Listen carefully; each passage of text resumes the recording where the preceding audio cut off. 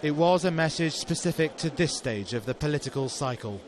Choose jobs, choose enterprise, choose security, choose prosperity. A Conservative Chancellor inspired by the prose of Irvine Welsh's Trainspotting. Voters facing a straight decision: choose the Conservatives or choose Labour. Ed Miliband made a pitch for office that was so forgettable he forgot it himself.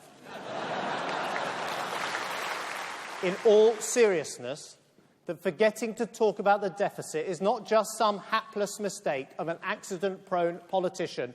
It is completely and totally a disqualification for the high office he seeks. Sat by David Cameron watching, candidate Andrea Jenkins, who hopes to unseat Ed Balls. George Osborne's big announcement, a key dividing line with his Labour shadow, a huge extra squeeze on benefits. Working age benefits in Britain will have to be frozen for 2 years.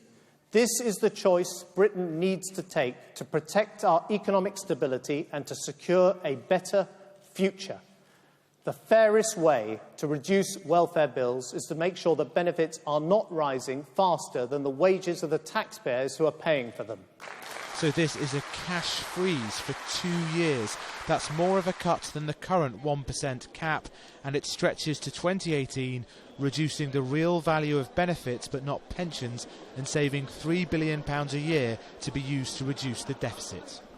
Across central Birmingham, this cycle shop, a product of the recovery just 3 years old, booming from the new executive craze for flash bikes that cost more than cars. But the recovery here feels rather voteless. We haven't sort of had any pay increases, and we don't really see it at the bottom end, I don't think. So that's fascinating. So people are buying like bikes like this, which are £10,000. Yeah. So you see the economy going up. Yeah, yeah. But you don't see it yourself. No. And so, are you going to vote for George Osborne? Do you believe him when he says the economy's going up? The jury's out on that. I'll have to see. Wait until next year. In a place like this, you can vividly see how the economic cycle began to turn a year ago.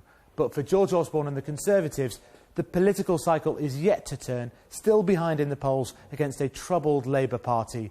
So how can Mr Osborne turn a macro recovery into one that benefits individuals, first-time buyers, pensioners, businessmen? There was also a tax cut to help people inherit pensions with a far smaller tax burden.